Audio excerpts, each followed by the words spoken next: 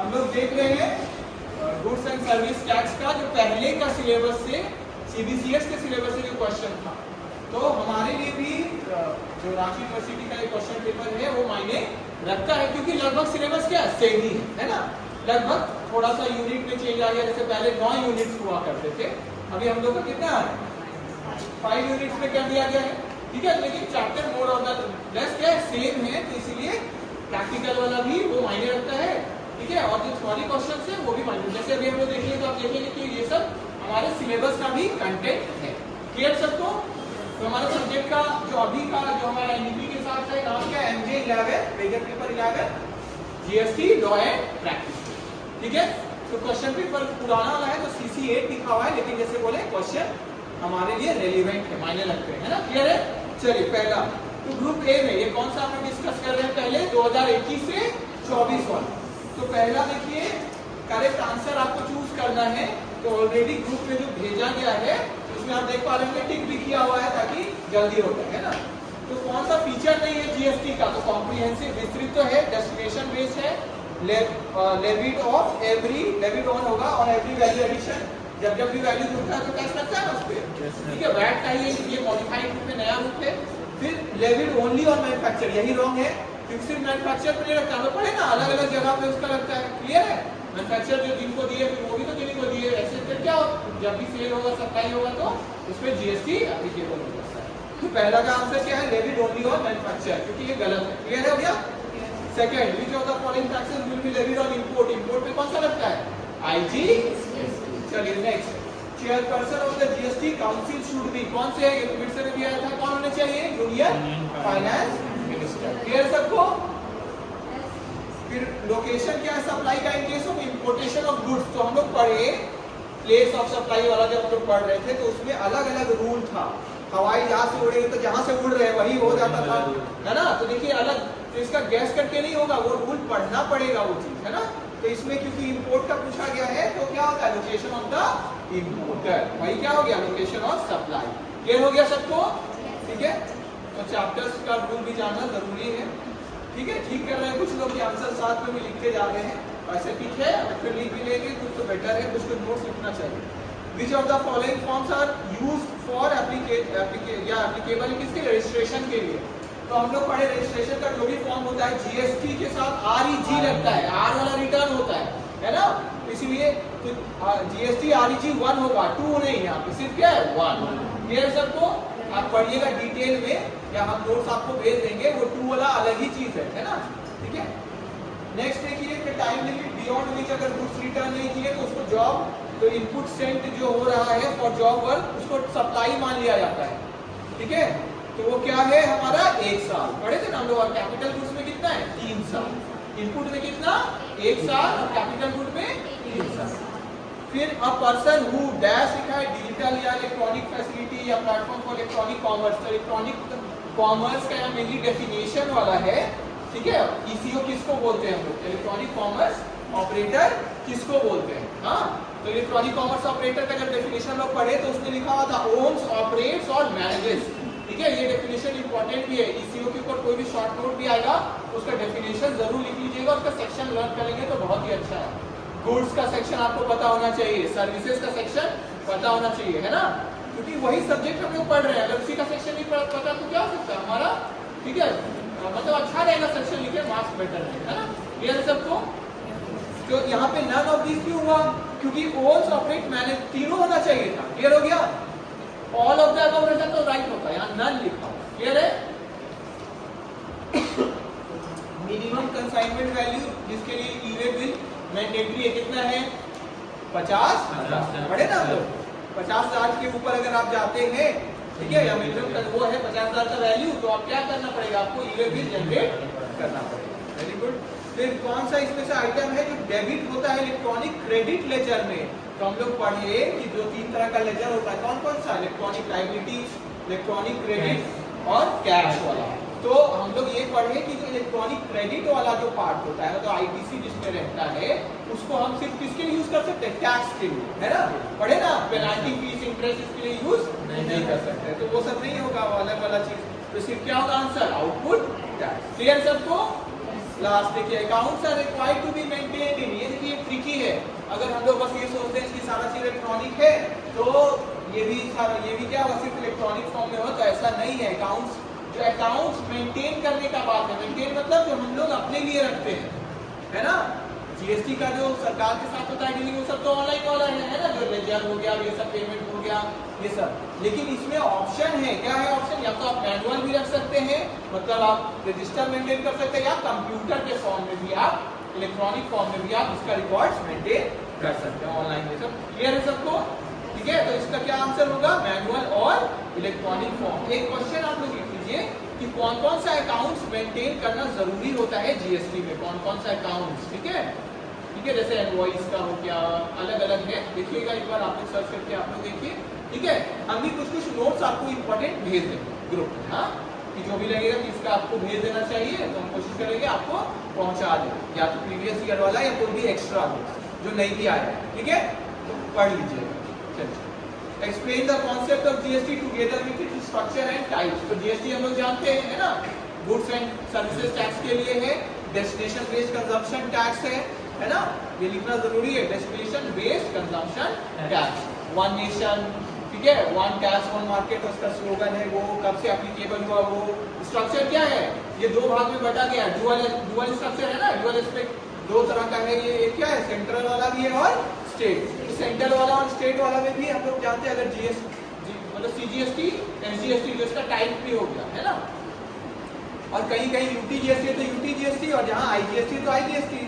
तो ये स्ट्रक्चर में तो दोनों आएगा कि सरकार वाला इसका दो तरफ से कंट्रोल होता है, सेंट्रल वाला और स्टेट वाला, दोनों पड़े ना, डुअल फ्रेमवर्क है इसमें। और टाइप्स में क्या आएगा, चारों टैक्स का नाम, ठीक है। इसका भी नोट्स हम भेज देंगे, आपको लगेगा कि जरूरी है, क्योंकि लग रहा है कि आपको क्लैरिटी हो जाए, ठीक है। स्ट्रक्चर वाला, वैसे डुअल वाला हम लोग पढ़ चुके हैं, पढ़े ना, डुअल फ्रेमवर्क है जीएसटी में, सेंट्रल और स्टेट दोनों तरफ से कंट्रोल होता है। प्रोसीजर फॉर रजिस्ट्रेशन, तो रजिस्ट्रेशन का हम लोग पढ़े ना क्या प्रोसीजर है ना, उसका नोट्स ऐसे भेजे हुए हैं आपको कि जैसे क्या ये वेबसाइट पे जाएंगे, ये डिटेल्स होना चाहिए आपका, है ना, एड्रेस प्रूफ देना पड़ेगा, आईडी प्रूफ देना पड़ेगा, पैन कार्ड वाला ये चीज है, ठीक है। तो उसके संबंध में हम लोग वो लिखेंगे।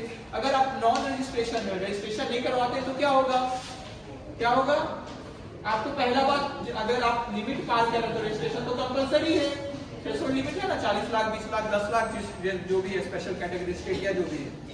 अगर आप नहीं भी कराएं, लेकिन अगर आप पार कर गए तो टैक्स तो आपको देना ही पड़ेगा ना सरकार को, तो टैक्स लायबिलिटी तो वैसे ही बनता है।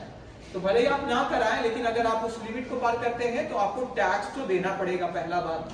फिर नहीं करवाएंगे तो उसका अलग कंसीक्वेंसेस है, फाइन पेनल्टी जो भी है वो तो लगेगा आपको, है ना, है कि नहीं। फिर क्योंकि आप रजिस्टर्ड नहीं है तो क्या है कि आपका जो और भी प्रिविलेज से जो फायदा है वो रुकेगा, ठीक है। आईटीसी नहीं मिलेगा, हाँ, very good. Input tax credit आपको अलाउ नहीं होगा, ठीक है। तो इस तरह का जो भी कंसीक्वेंसेस है हमारा नॉन रजिस्ट्रेशन का, कि अगर नहीं करवाते हैं तो उसको हम लोग लिखेंगे, पेनल्टी वाला भी ये सब देना पड़ेगा, है ना, क्लियर सबको, ठीक है। तो उसके ऊपर, ठीक है। फिर लिखा है, देखिए गुप्ता एडवर्टाइजर्स है, ये केस स्टडी आ गया।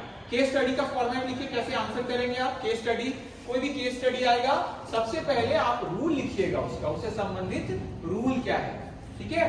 देखिए पहला स्टेप 1 क्या होना चाहिए, रूल, ठीक है।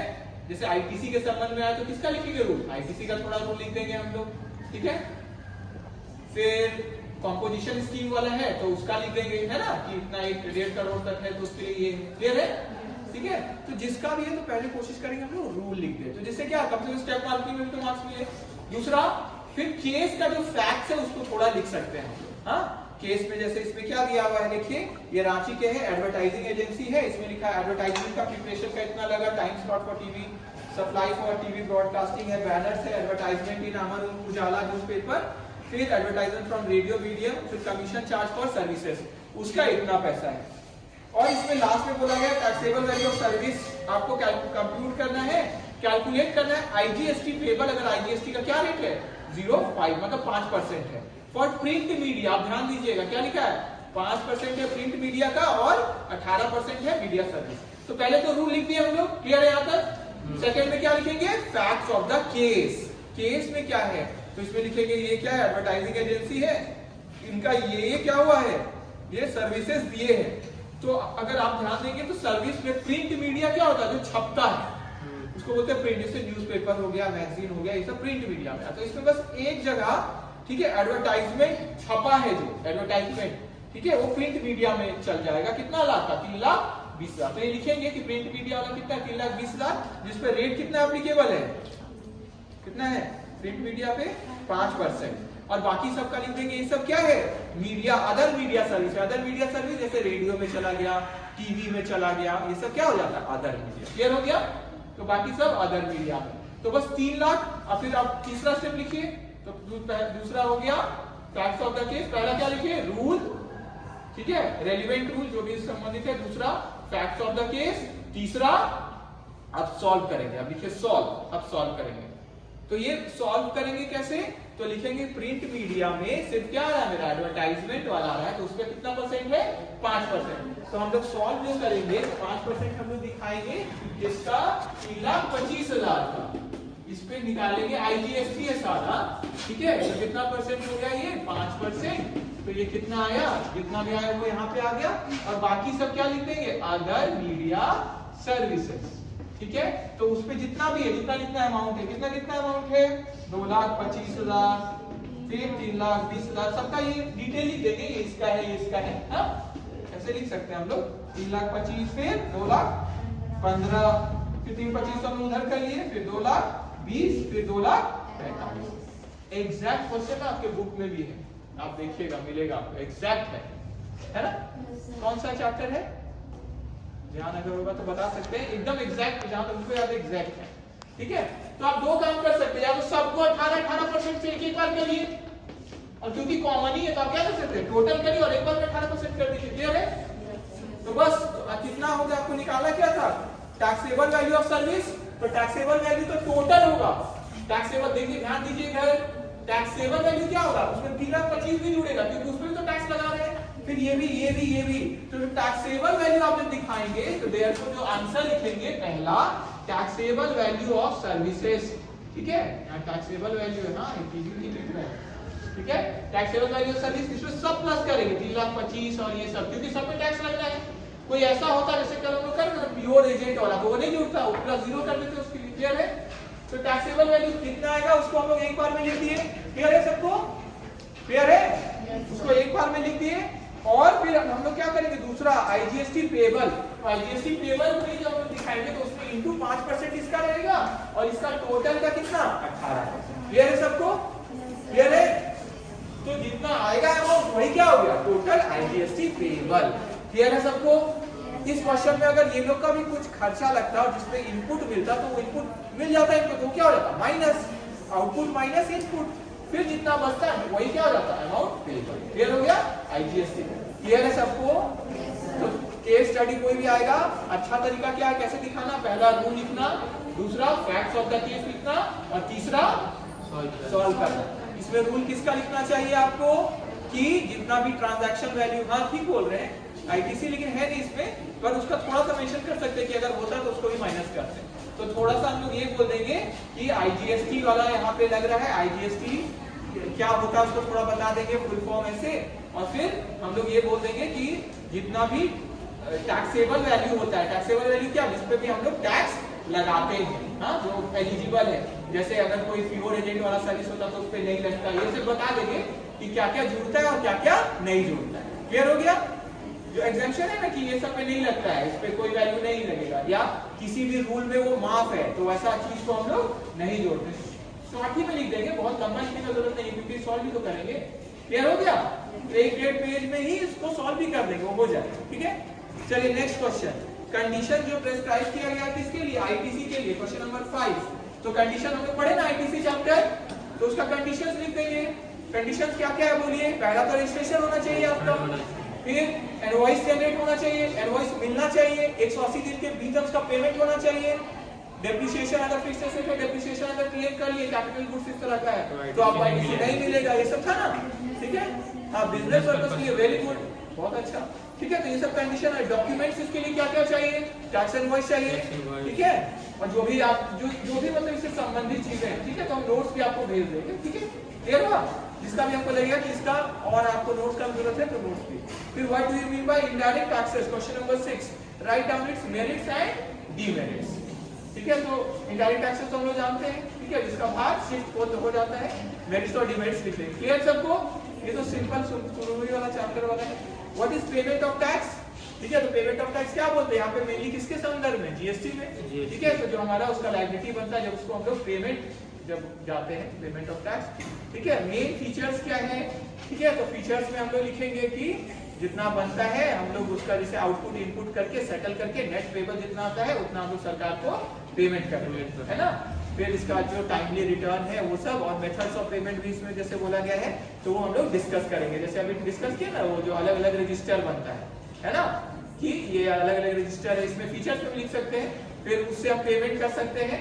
और जैसे मेरा अगर लायबिलिटी है, आउटपुट है मेरा, मान लेते हैं, ठीक है, आउटपुट बन रहा है किसी का भी, ठीक है, मान रहे हैं यहाँ पे 200 है, इनपुट है मेरा, ठीक है, मान लेते हैं 100, तो बचा और 100 पेबल, है ना।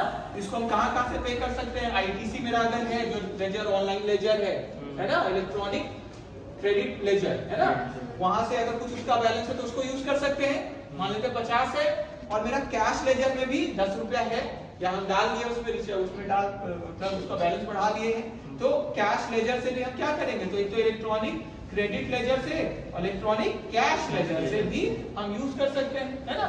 ठीक है, तो मान लेते हैं मेरा इतना 150 और पेमेंट करना बच रहा है, तो इसको हम टोटल कहां से दिखा सकते हैं? पेमेंट कैश लेजर से, कि उसमें हम क्या किए? पैसा डाले और वहां से यूज कर लिए। क्लियर हो गया? जैसे मोबाइल पे रहता है ना कि हम रिचार्ज कराए फिर उसको यूज कर लिए। क्लियर हो गया? तो ये आईटीसी वाला लेजर वाला हम यहाँ तक यूज कर सकते हैं कि मेरा कितना पेबल आ रहा है उसको वहां से यूज किए, और बाकी फिर हम कहां से यूज कर लिए? कैश। और हम लोग ये भी जानते हैं, अभी जैसे डिस्कस किए कि पेनाल्टी वाला चीज हो गया, इंटरेस्ट वाला, उसके लिए आईटीसी का यूज नहीं करना। ठीक है, क्लियर है? तो लेजर वाला बहुत इंपॉर्टेंट टॉपिक है, उसको जरूर पढ़िएगा, उससे भी डिटेल से। नेक्स्ट देखिए, लास्ट क्वेश्चन, एबीसी इंपोर्ट किए गुड्स कितना रुपए का? 20,000 का। उसमें वो खर्च भी इंकर किए हैं प्रोड्यूस करने के लिए फाइनल सेलिएबल गुड्स, कि उसको बनाने के लिए कि बिकने लायक। बेसिक कस्टम ड्यूटी कितना है? 10%, क्योंकि इंपोर्ट कर रही है ना, तो बेसिक कस्टम ड्यूटी लग सकता है। ठीक है, तो 10% लग रहा है, ठीक है, लगता है इंपोर्ट करने पे, तो वो इंपोर्ट चार्जेबल है 10% के हिसाब से। ये मैन्युफैक्चर गुड्स को सेल किया गया है। देखिए, तो 20,000 का सामान आप मंगाए, उसमें 10% आप क्या किए? टैक्स का भी पे किए, तो बोलिए तो कितना भी हो गया? पहले दाम कितना था? 20। 10% आपको बीसीडी का देना पड़ा। बेसिक कस्टम ड्यूटी कितना हो गया? 2,000। इसका वैल्यू कितना हो गया? 22। अभी आपका हाथ में जो कॉस्ट पड़ा कितना हो गया उसका दाम? 22। आपका ये कॉस्ट है। ठीक है, अब आप क्या किए? मैन्युफैक्चर गुड्स को, मतलब इस गुड्स को सोल्ड किए हैं विद इन द स्टेट। कितना में बेचे? 95,000। तो ये तो आपका दाम है 95,000, इसमें आप और क्या किए? 95,000 में आपका टैक्स भी लग रहा है ना, तो ये 95 देखिए कितना का गुड्स था? 22। इसमें आप कितना चार्ज कर रहे हैं? 95। बढ़ गया ना था? ठीक है, तो इसको आप बेच रहे हैं अब कितना? 95,000 में, और उसमें जीएसटी लगा रहे कितना परसेंट? 6%। ठीक है, तो 6% जुड़ेगा, फिर 6% और जीएसटी लगा। क्लियर हो गया? किसका? 95,000 का, क्योंकि ट्रांजैक्शन वैल्यू कितना है? 95। उसी को ना बोलते हैं टैक्सेबल वैल्यू, ट्रांजैक्शन वैल्यू। ठीक है, अब हम लोग को 3 चीज कंप्यूट करने बोला गया। कॉस्ट, तो कॉस्ट को हम लोग कंप्यूट कर लिए।